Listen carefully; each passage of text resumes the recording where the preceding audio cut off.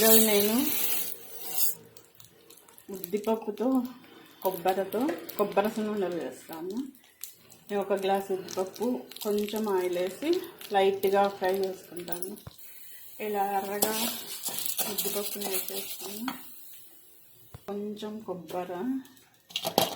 కొబ్బరి కూడా ఇట్లా లైట్గా ఫ్రై చేసుకుంటాను. అదే కాదు.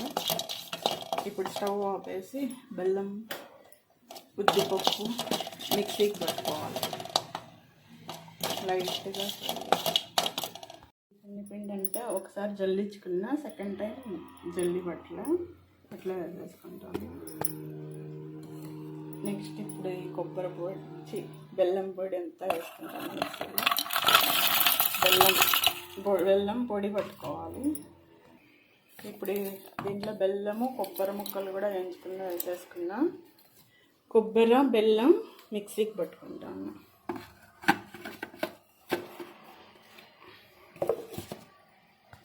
ఇప్పుడు బెల్లం మొత్తం మిక్స్ అయిపోయింది.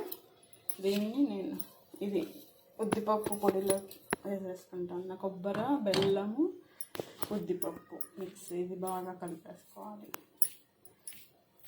3 పొళ్ళు కలిపేసుకోవాలి.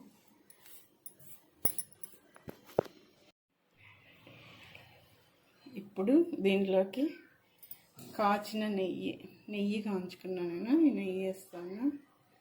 వేసి ఒక్కొక్కటి లడ్డు కట్టుకోవాలి.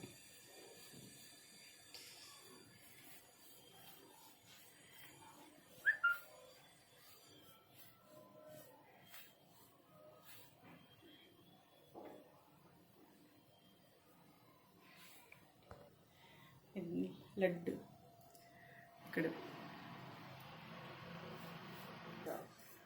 చాలా